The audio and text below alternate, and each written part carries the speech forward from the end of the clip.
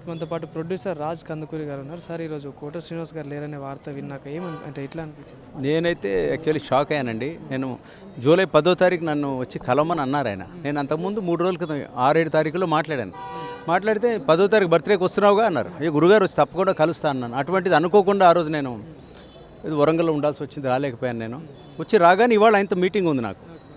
నేను డైరెక్ట్గా మార్నింగ్ 11-12కి వస్తాను, లేదా 4 o'clock రమ్మంటారు, కలుస్తాను. ఇవాళ మీటింగ్ పొద్దున్న లేవుగా నేను న్యూస్ చూస్తే నాకు షాక్.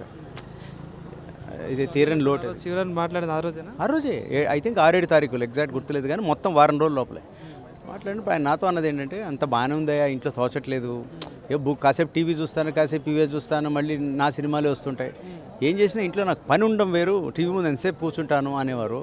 ఆయనకి చాలా జోబీలు, మాట చాలా టఫ్గా ఉంటుంది, చాలా టఫ్గా మాట్లాడతారు, కానీ లోపల ఏ కల్మషం ఉండదు, మనసు వెన్న. ఏం చెప్తుంటారు సార్ నార్మల్గా ఎప్పుడైనా కలిసినప్పుడు కానీ ధైర్యంగా ఏమైనా చెప్పి? ఆయన ఏంటంటే ప్రొడక్షన్ నేను చేసినప్పుడల్లా అనేవారు, ఎందుకు మళ్ళీ రిస్క్ చేస్తున్నారు మీరు, మళ్ళీ ఇంత పెడుతున్నారు, ఇంత మనీ ఎలా పెడతారు, ఎలా వస్తుంది, రికవర్ ఎలా అవుతుంది అనుకుంటున్నారు అంటే ఒక పెద్ద మనిషి ఒక తండ్రి స్థానంలో ఉండి చెప్పే జాగ్రత్త ఇది, అలా చెప్పేవారు. సో ఒక సినీ రంగానికి ఒక పెద్ద తీరని లోటే, అది ఇప్పుడప్పుడే రీప్లేస్ అవ్వదు.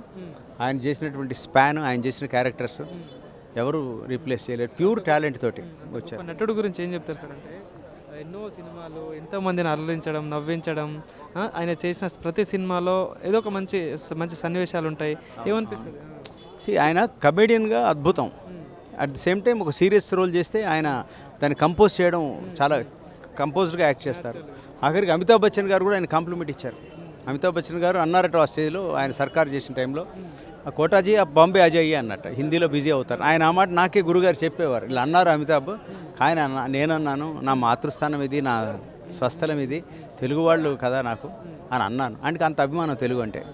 ఆయన అప్పుడప్పుడు అదే చెప్తాను, ఆయన ఏదైనా అన్నారంటే దాంట్లో ఏది ఇంపాక్ట్ ఎవరిని ఉద్దేశించి ఉండదు, కానీ అంటే ఆయన ఇప్పుడు ఫర్ ఎగ్జాంపుల్ పరభాష నటుల గురించి ఆయన అన్న కూడా ఇంటెన్షన్ ఏం లేదు, ఇక్కడ వాళ్ళకి ఫుడ్ లేదే అని ఆయన బాధ, అది అంతే తప్పితే ఇంకేం లేదు. ఏదున్నా ఆయన దాంట్లో లోపల ఒక మంచి థాటే ఉంటుంది, వేరేగా అర్థమవుతుంది జనాలకి. బట్ ఎనీవే కుటుంబ సభ్యులతో మాట్లాడాను, అందరితో మాట్లాడాను, వాళ్ళ మనవలతో మాట్లాడాను. వాళ్ళందరూ కూడా మా బాగా క్లోజ్ ఫ్యామిలీ వాళ్ళందరూ. ఆ పిల్లలు మనవల పట్ల ఆయన చాలా ఆయన గర్వంగా చెప్పుకునేవారు. అబ్బాయి టెన్నిస్ ఆడతాడు, వాడు చాలా బాగా ఆడతాడని చెప్పేవారు.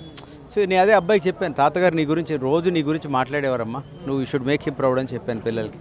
నీవే వారికి ఆయన ఆత్మకి శాంతి కలగాలని కోరుకుంటున్నాను. ఆ కుటుంబ సభ్యులకి మా ప్రగాఢ సంతాపం. నమస్కారం.